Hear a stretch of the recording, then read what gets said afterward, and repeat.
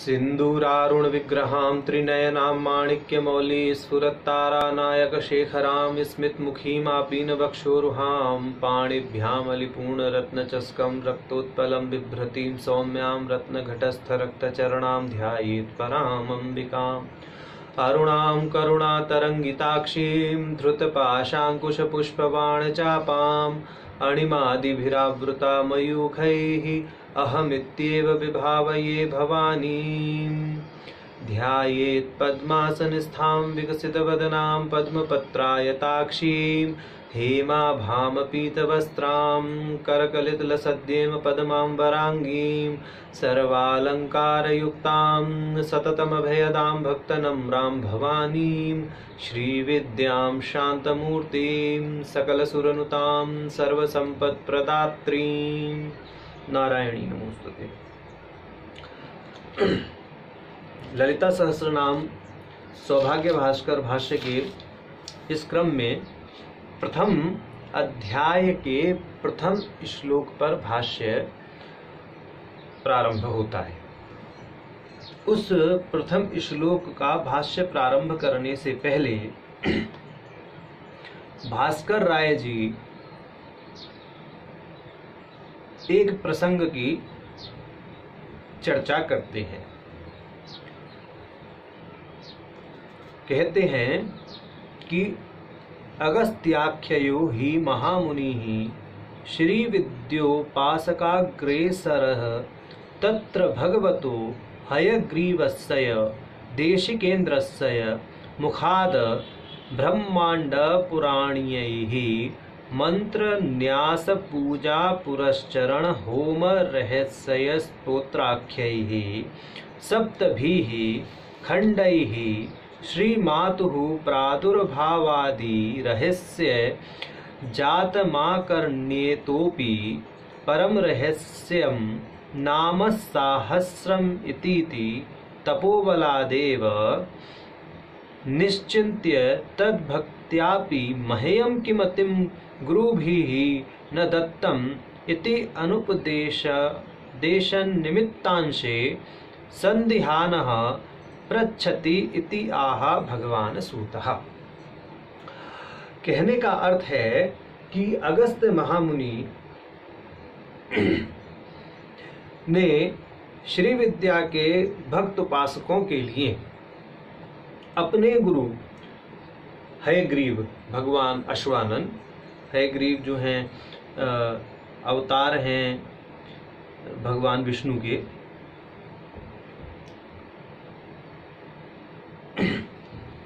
उनसे मंत्र न्यास पूजा पुरस्चरण होम रहस्य स्तोत्र आदि का ज्ञान प्राप्त किया, जिसका वर्णन ब्रह्मांड पुराण के अंतर्गत विस्तार पूर्वक किया गया है। अब उन्होंने भगवान हयग्रीव के मुख से भगवती के प्रादुर्भाव आदि का रहस्य जाना, परंतु उन्हें बाद में यह जानकर के बहुत क्षोभ हुआ कि भगवती के जो सहस्र नाम हैं उसके परम रहस्य को हयग्रीव भगवान ने मुझे क्यों नहीं बताया। तो इस रहस्य का ज्ञान उन्हें अपने तपोबल से हुआ कि भगवती के सहस्र नाम भी उपलब्ध हैं और मेरे गुरुदेव ने मुझे उनको नहीं बताया है। उन्होंने इसका कारण जानने के लिए भगवान हयग्रीव से पूछा। तो अगस्त्य उवाच अश्वानन महाबुद्धे सर्वशास्त्र विशारदः कथितं ललिता देव्याश्चरितं परमाद्भुतम् कि हे भगवान हयग्रीव अश्वानन, आप सभी शास्त्रों के ज्ञाता हैं, सभी विद्याओं में पारंगत हैं। आपने भगवती ललिता का परम अद्भुत चरित्र मुझे बताया है। पूर्वं प्रादुर्भावो मातुः ततः पट्टाभिषेचनम भंडासुरवधश्चैव विस्तरेण त्वयोदितः। आपने मुझे पूर्व में भगवती के प्रादुर्भाव की कथा, उनके पट्टाभिषेक का वर्णन और भंडासुर के वध का वर्णन मेरे को किया, विस्तार पूर्वक किया। वर्णितम श्रीपुरम चापि महाविभव विस्तरम श्रीमद पंचदशाक्षर्याः महिमा वर्णितस्तथा। आपने श्रीपुर अर्थात श्री चक्र के विस्तार का भी वर्णन किया, उसके महत्व को भी बताया और श्रीमद पंचदशाक्षरी मंत्र की महिमा का भी वर्णन किया। षोडान्यासादयो देव्यः न्यासखंडे प्रकीर्तिताः अंतर्याग क्रमश्चैव बहिर्याग क्रमस्तथा महायाग क्रमश्चापि पूजा खंडे समीरिताः पुरश्चरण खंडे तु जप लक्षणमीरितम्। कि आपने न्यास खंड में, न्यास जैसे कि देवता के षोडश आदि न्यास हैं उनका वर्णन किया, अंतर्याग बहिर्याग का वर्णन किया, महायाग क्रमश्चापि महायाग पर भी प्रकाश डाला, पूजा खंडे समीरित और पूजा खंड में इसकी चर्चा भी विस्तार पूर्वक की है। पुरश्चरण खंड में आपने जप के लक्षण आदि भी विधान भी विस्तार पूर्वक बताया है। होम खंडे त्वया प्रोक्तो होम द्रव विधि क्रमः, आपने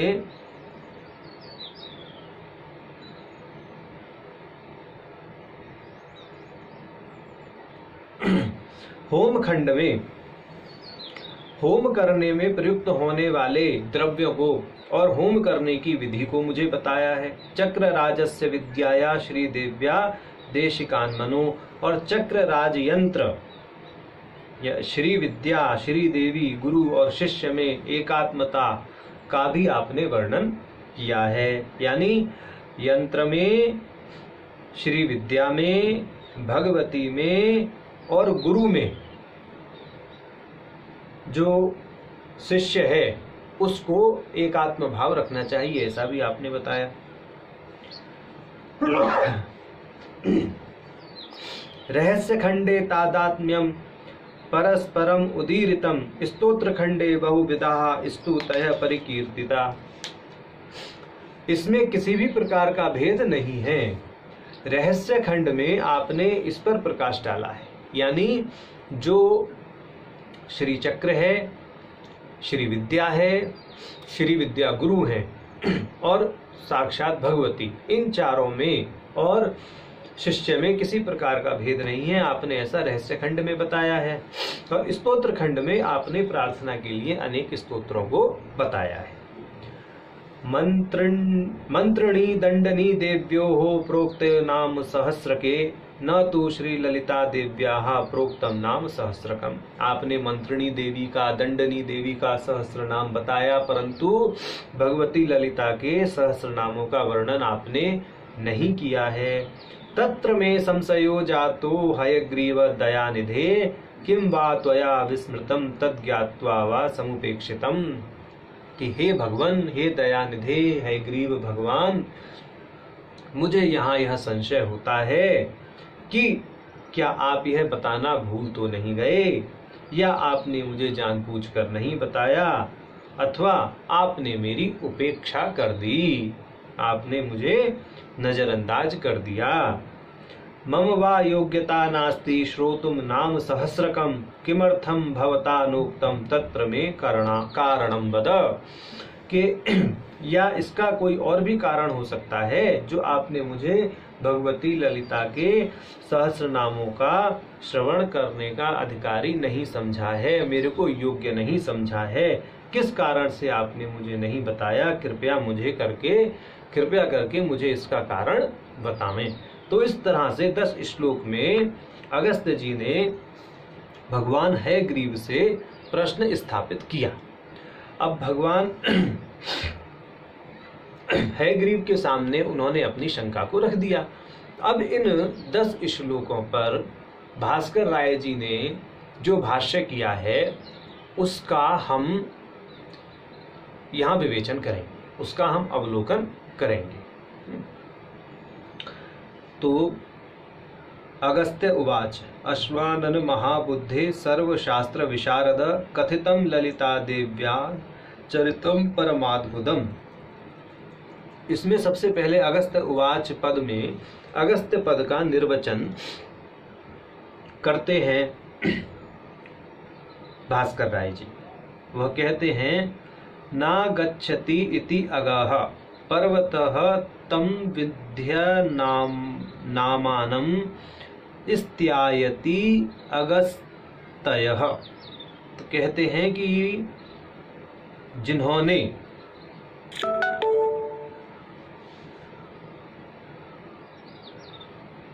विंध्य नामक पर्वत का स्तंभन किया,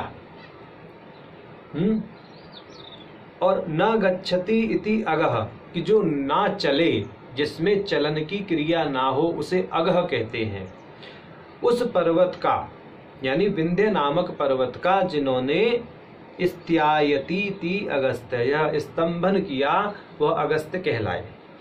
तो इस्त्यानम स्तंभनम, तो इस्त्यानम का अर्थ उन्होंने यहाँ स्तंभन किया है। तो अगह मतलब ना चलने वाला, और इस्त्यान पद का अर्थ किया स्तंभन। तो विंध्य पर्वत का स्तंभन करने वाले, विंध्य को अग क्यों कहा कि विंध्य अपने अहंकार में भगवान शिव के वरदान से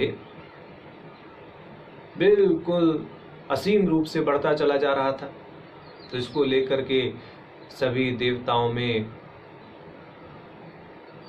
मतलब चिंता जागृत हो गई। उन्होंने भगवान से प्रार्थना की। भगवान ने अगस्त ऋषि को आदेश दिया कि भाई इसकी घमंड को चूर चूर कीजिए। तो ऋषि अगस्त विंध्य पर्वत के समक्ष गए। विंध्य पर्वत ने उनको नमन किया, उन्होंने वहीं उसको स्तंभित कर दिया। तो उससे क्या हुआ, उनके स्तंभन से कि उसका बढ़ना यानी उसकी गति अवरुद्ध हो गई, इसलिए वो अगह कहलाया। क्योंकि उन्होंने उसको स्तंभित किया, इसलिए वो अगस्त्य कहलाए। तो यह उनके नाम का यहाँ उन्होंने निर्वचन किया है। अगस्त्य के नाम का भास्कर राय जी ने निर्वचन किया है।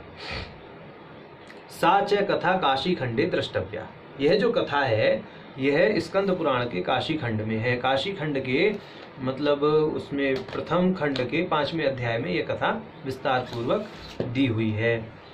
अब आगे असंगत्वापनोदाय पूर्व कथा प्रसंगम सामान्येन स्मारयति अश्वेति। अब भगवान हयग्रीव के अवतरण की कथा का प्रसंग प्रारंभ होता है। अश्वेति पद से आया, ठीक। तो देवी भागवते प्रथम स्कंधे तावदीयम कथा स्मर्यते। तो यह जो कथा है देवी भागवत के प्रथम स्कंध में दी हुई है, भगवान हयग्रीव के अवतार की कथा। कथा इस प्रकार है। पुरा किल भगवान विष्णु यज्ञ संरक्षण आदि घनतर कार्यार्थम कृत बाहु जागरः श्रान्तः सारंग धनुषः कोटिम ग्रीवयालंबय निद्राणो भूतः।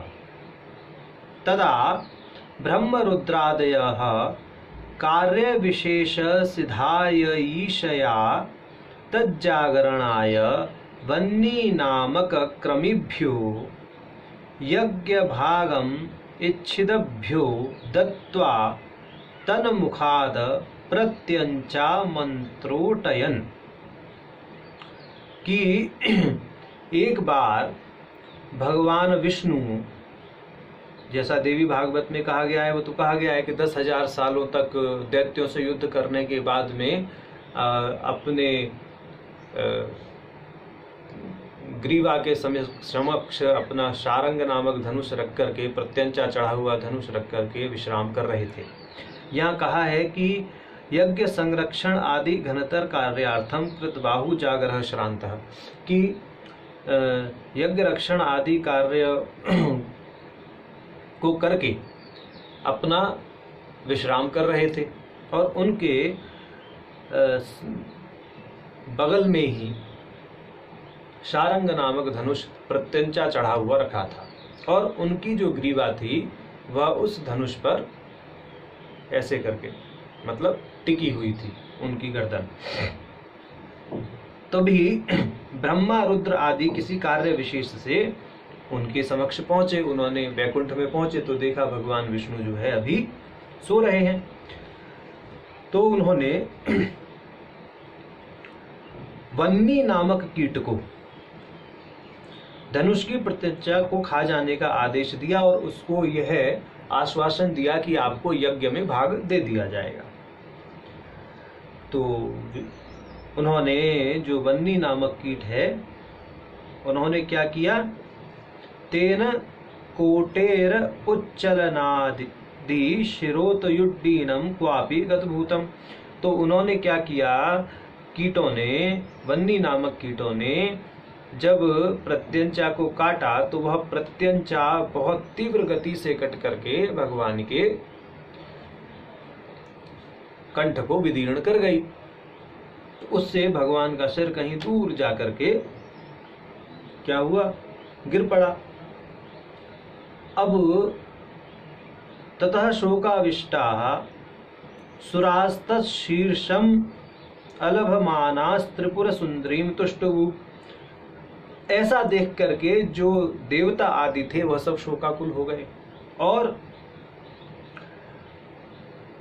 भगवती त्रिपुर सुंदरी का स्तवन करने लगे। सा तुष्टा सती हय शिरो योजनेनम जीवयेत्याज्ञाप्य भगवत्यंतर धत्त।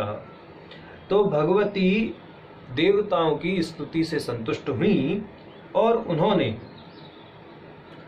जो है त्वष्टा को आदेश दिया कि अपने अश्व का सिर काटकर विष्णु के धड़ पर लगा दें।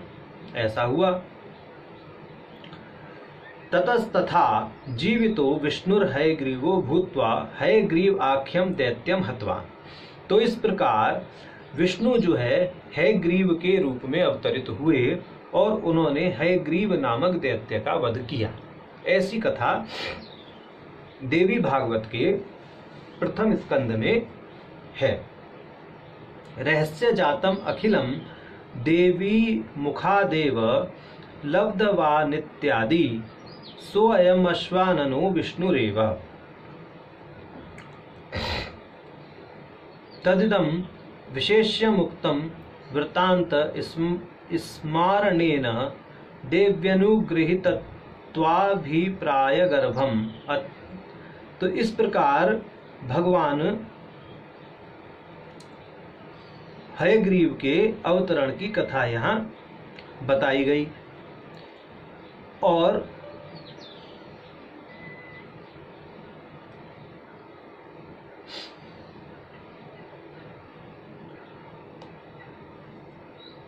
इससे यह भी सिद्ध होता है कि भगवान हयग्रीव के ऊपर भगवती की कृपा थी। ऐसा यहाँ पर भाव प्रस्तुत होता है। यह ना कि रहस्य जातम खिलम देवी मुखाद एव लब्धवान इत्यादि सोयम अश्वाननो विष्णुरेव। यह जो अश्वानन थे यह वास्तव में विष्णु ही थे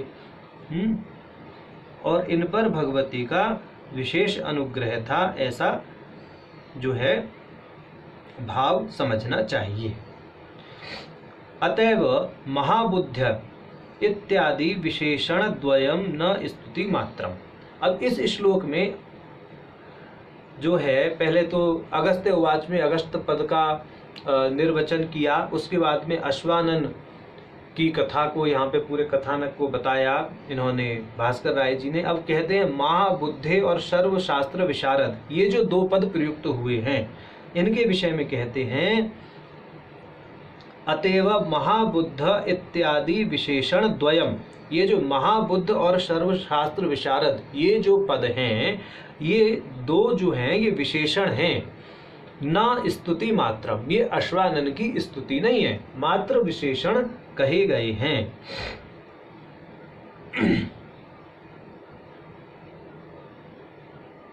अब कथितम ललिता देव्यास चरितम परमाद्भुतम। अब यह बात आगे कहते हैं कि आपने हे अश्वानन महाबुद्धिमान सर्व शास्त्रों को जानने वाले भगवती ललिता का चरित्र परम अद्भुत चरित्र मुझसे कहा। अब यहाँ ललिता पद की व्याख्या करते हैं। ललितेति क्या है? ललितेति यानी ललिता पद की व्याख्या करते हैं। पद्म पुराण के अनुसार पद्म पुराण का वचन है लोकानतीत्य ललते ललितानेन चोच्यते, अर्थात जो लोकातीत होकर लोक लीला का लालन करती हैं उन्हें ललिता कहते हैं, वह ललिता के नाम से जानी जाती हैं। इति निर्वचन श्लोके चकारादन्यदपि संभवम निर्वचनम अनुमतम। तो ऐसा इनका निर्वचन समझना चाहिए ललिता पद का। तो ललिता पद का निर्वचन किया लोकानतीत्य ललते ललितानेन चोच्यते, अर्थात जो लोकातीत होकर लोक लीला का लालन करती हैं, यानी लोक लीला को क्रीड़ा रूप में खेलती रहती हैं और लोकातीत होकर के इस सारी सृष्टि को अपनी क्रीड़ा के समान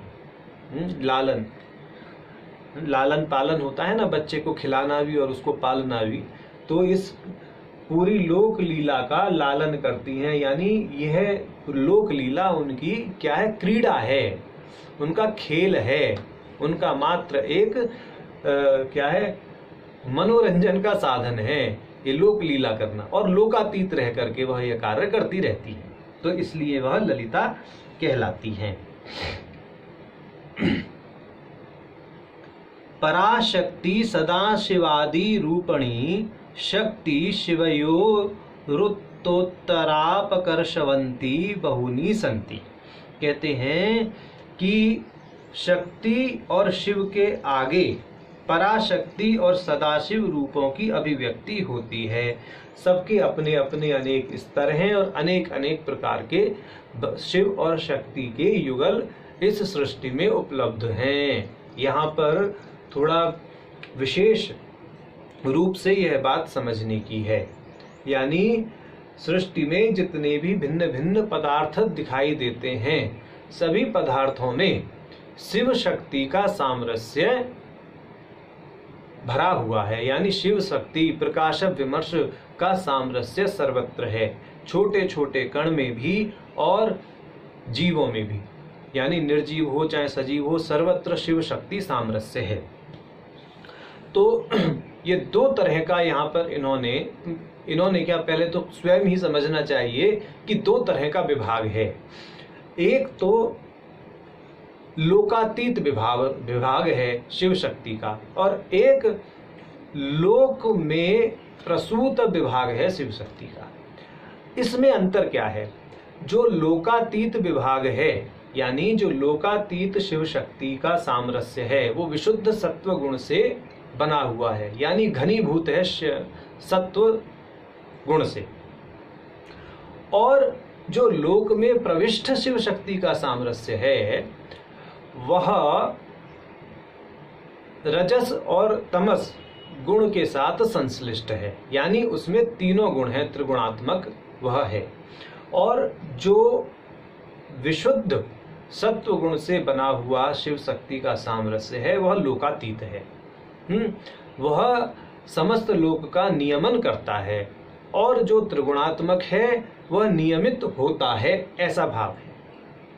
अब उसी बात को यहाँ पर यह बताएंगे, स्पष्ट करेंगे।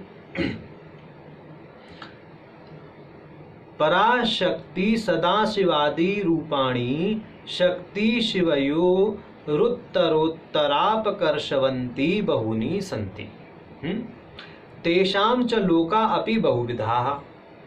तो ये जो है पराशक्ति और सदाशिव, इनके सामरस्य के रूप में जो है भिन्न भिन्न स्तरों पर अनेक अनेक क्षेत्र और स्तरों की अभिव्यक्ति होती रहती है।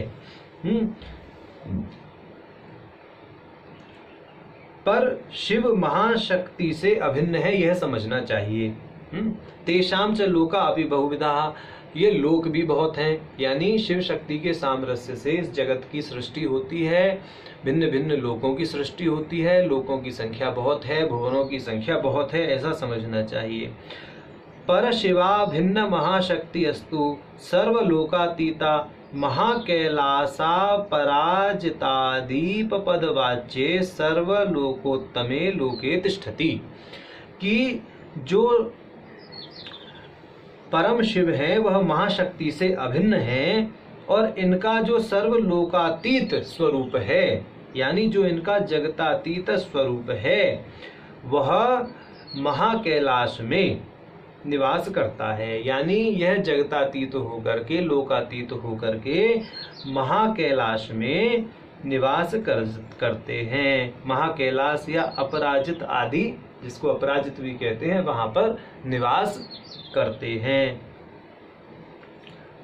भगवती के साथ अभेद रखने वाले शिव यानी कामेश्वर और कामेश्वरी का जो युगल है वह कैलाश यानी अपराजित स्थान पर निवास करता है, ऐसी बात यहाँ कही है। अब कहते हैं तस्याश्च शरीरम घनीभूत घृत व्रत रजस तमः संपर्क शून्य शुद्ध सत्व घनी भाव रूपम। जो कैलाश पर निवास करने वाला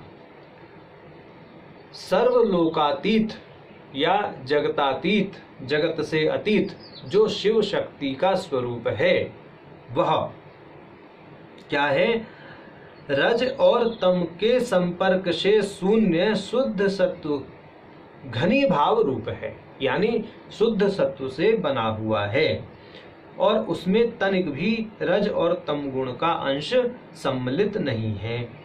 अन्यासाम शिव शक्ति नाम कतिपयानाम सात्विक शरीरन्यापि सत्वाधिक्य गुणांतर अल्पयुक्तानि न पुनः शुद्ध सत्वानि।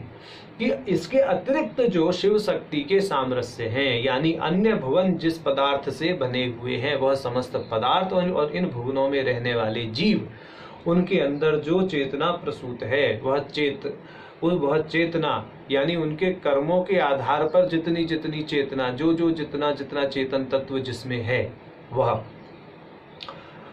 उस प्रकार से शुद्ध सत्व से बना हुआ नहीं है जिस प्रकार से कैलाश निवासी कामेश्वर कामेश्वरी का युगल ऐसा है।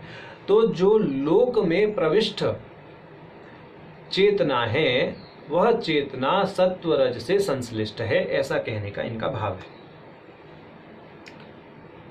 अतः सर्वोत्तम एव एषा पर ब्रह्म मूर्ति। इसलिए कैलाश निवासी जो शिव शक्ति हैं वह पर ब्रह्म रूपी हैं, क्योंकि वह सत्व गुण से घनीभूत हैं।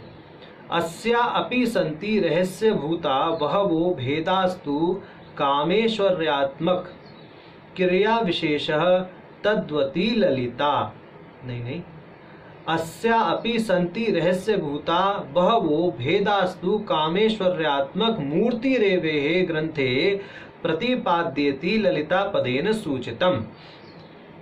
तो ये कह रहे हैं कि वे पर ब्रह्म जो है वही महामाया शक्ति ललिता के रूप में कहे गए हैं, यानी कि यह शक्ति अथवा महामाया की अनेक रहस्यपूर्ण अभिव्यक्तियां या भेद हैं, फिर भी यहाँ पर केवल उसी रूप को केंद्र में रखा गया है जिसे कामेश्वरी कहते हैं और उसी की संज्ञा ललिता है। यानी जो कामेश्वर के साथ भगवान शिव के साथ में युगल स्वरूप में रहती हैं वह ललिता पद से जानी जाती हैं, ऐसा यहाँ भाव है।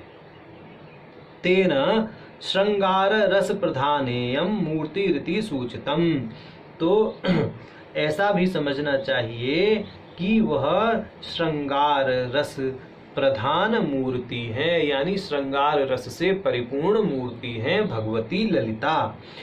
सैव देवी क्रीड़ा विजिगीषादिशीलत्वात्।